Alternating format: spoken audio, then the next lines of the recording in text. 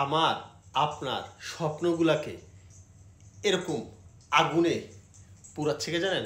প্রতিটা নিয়ত বাংলাদেশ ক্রিকেট দল, বাংলাদেশ ক্রিকেট দলের অভিভাবক এইভাবে পোড়াচ্ছে আমাদের বুকের ভিতরে। আসসালামু আলাইকুম রহমতুল্লাহ। যে যেখান থেকে দেখছেন, আশা করি আপনার এখানে যে ওয়াক্তের নামাজের সময় আছে সেই ওয়াক্তের নামাজটা আপনি পড়ে নিয়েছেন। আমার পিছনে দেখছেন আগুন দাউ দাউ দাউ দাউ করে যাচ্ছে।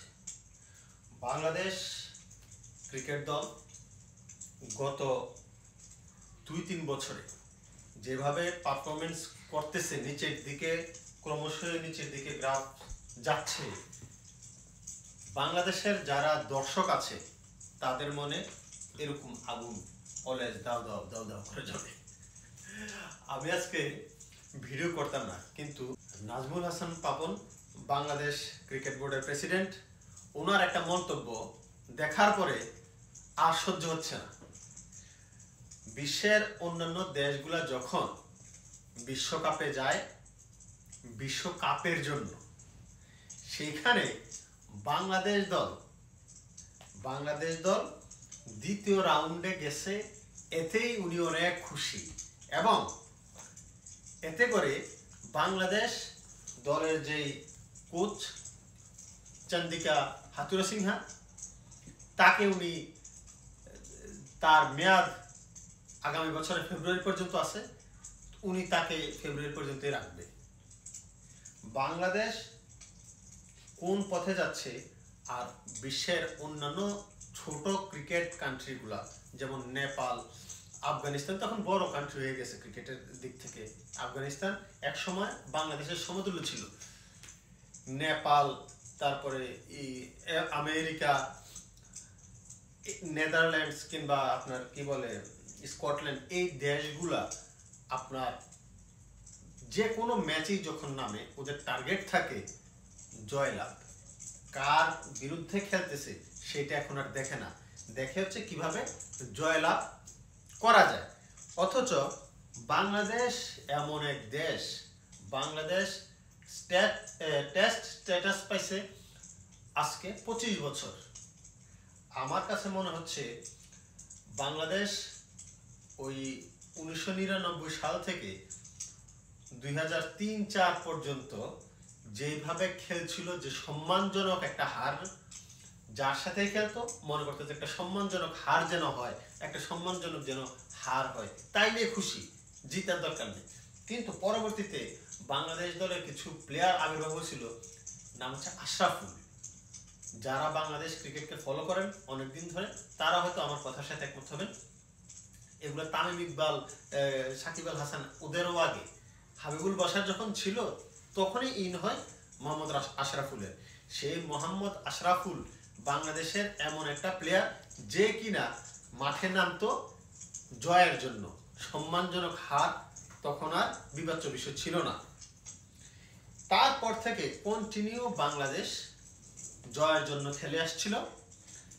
বিশেষ করে 2016-17 সালের পর থেকে যখন মাশরাফি চলে গেল, কিন্তু তামিম ইকবাল ওডিআই এর ক্যাপ্টেন, আমরা দেখলাম যে নিউজিল্যান্ডে গিয়ে তাদেরকে হারালো, ওয়েস্ট ইন্ডিজে গিয়ে তাদেরকে হারালো, সাউথ আফ্রিকা গিয়ে তাদেরকে হারালো।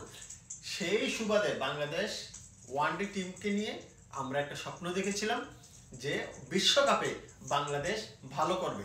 কিন্তু সব কিছুর মূলে এই আমাদের এই স্বপ্নের পিছনে এরকম দাউ দাউ করে আগুন দিয়েছিল কে জানেন?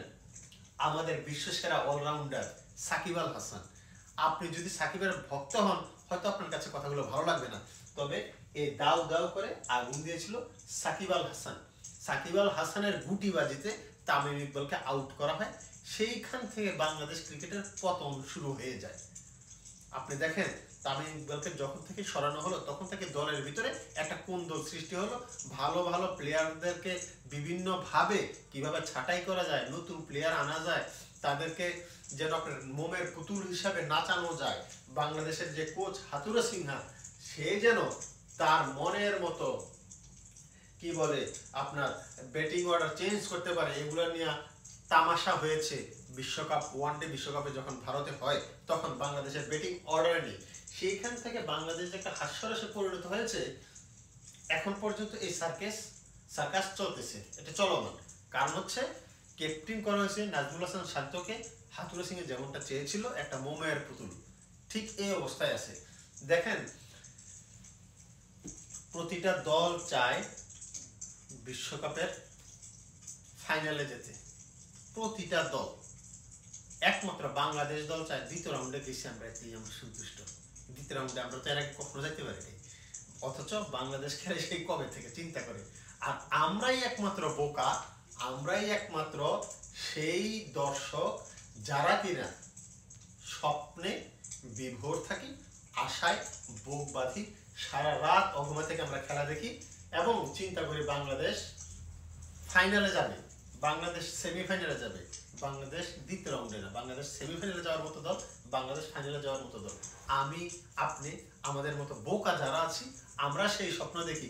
আর এই ক্রিকেটটাকে যারা পরিচালনা করতেছে, নাজমুল হাসান, পাপন, গং, যারা যারা আছে তাদের সাথে, তাদের স্বপ্ন আপনার সেমিফাইনাল পর্যন্ত যাওয়া না, তাদের স্বপ্ন ফাইনাল পর্যন্ত যাওয়া না, তাদের স্বপ্ন আমি যে চেয়ারটাতে বসে আছি এই চেয়ারের পায়াগুলো ঠিক থাকলেই হইল, আমি বসতে পারলেই হইল, আমারে তো কইতে পারবো যে আমি বাংলাদেশ ক্রিকেট বোর্ডের প্রেসিডেন্ট।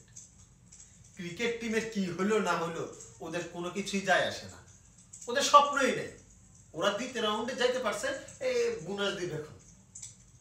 আমি আর আপনি বলতেছি ওদেরকে রাসেল ভাইপার দিয়ে লাগাই দাও, ওদের রাসেল ভাইপার খুঁজতে বাইর করো, বাংলাদেশে কোথাও কোথাও রাসেল ভাইপার আছে, এই খোঁজার কাজে তাদেরকে নিয়োজিত করো। আর অন্যদিকে আপনি নাজমুল হাসান পাপন বলতেছে যে এবারের ওয়ার্ল্ড কাপ বাংলাদেশের স্মরণকালীন সময়ের সবচেয়ে successful world cup, because Bangladesh দ্বিতীয় রাউন্ডে গেছে। চিন্তা করেন, একটা মানুষের স্বপ্নই যদি হয় দ্বিতীয় রাউন্ড, সে কখনো ফাইনাল খেলতে পারবে? একটা মানুষের স্বপ্নই যদি হয় আমরা যতটুক খেলছি ভালো খেলছি আর বাকিটা যেটা আছে এটা আমাদের বোনাস, প্লেয়াররা আপনার ফাইনালে যাওয়ার জন্য খেলবে কিভাবে? টার্গেটই তো নেই। আমাদের টার্গেট হচ্ছে আমরা দ্বিতীয় রাউন্ডে গেছি, বিশ্বজয় করে ফেলছি, আমাদের আর কিছু দরকার নেই।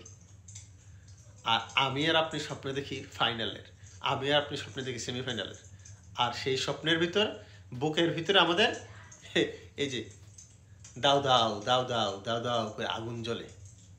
কারণ আমরা স্বপ্নবাজ, আমরা স্বপ্ন দেখতে শিখেছি, আমাদেরকে শিখিয়েছিল মোহাম্মদ আশরাফুল। সেই তখন থেকে কিন্তু আমরা আশায় বুক বেঁধেছিলাম যে বাংলাদেশ সেমিফাইনালে যাবে। তারপর যখন তামিম ইকবাল 2016-17 সাল থেকে টানা 2022 সাল পর্যন্ত ভালো খেলছিল বাংলাদেশ, তখন আমাদের টার্গেট ছিল যে না, এখন নয় তো কখন, আমাদের ডায়লগ উঠে গেছিল। কিন্তু সব কিছু একটা গুটির সাথে ধুলায় মিশে গেছে। আজকে সাকিব আল হাসানকে ধুয়ো ধ্বনি শুনতে হয় বিভিন্ন জায়গায়। বাংলাদেশ ক্রিকেট বোর্ডের ভিতরে এমন কিছু লোকজন জড়িয়ে গেছে যারা ক্রিকেটের মানে বোঝেই না, ক্রিকেটের কিছুই বোঝে না, অথচ তারা এই পদগুলাতে, এই আসনগুলাতে যুগের পর যুগ, বছরের পর বছর বসেই আছে, ছাড়ার কোনো নামগন্ধ নেই। ওরা থাকবে, ক্রিকেট থাকুক কিংবা না থাকুক ওরা থেকে যাবে। নাজমুল হাসান পাপন থেকে যাবে। খেলাই বোঝে না এরা, খেলা বোঝে না, কিন্তু ওরা এইখানে বসে থাকবে। খেলা থাকুক না থাকুক ওরা থাকবে। বাংলাদেশ ক্রিকেটের উন্নতি যদি চায়, বাংলাদেশ ক্রিকেটটাকে যদি বাঁচাইতে চায়, ক্রিকেটার না, যারা বোর্ডে আছে তাদের পদত্যাগ করা উচিত, তাদেরকে খুব তাড়াতাড়ি নামানো উচিত। না হয় বাংলাদেশ ক্রিকেট কখনো সামনের দিকে যাবে না, পিছনের দিকেই যাবে। আর সামনের দিকে যদিও যায়, এই যে আগুনে যায় পড়বে, আগুন।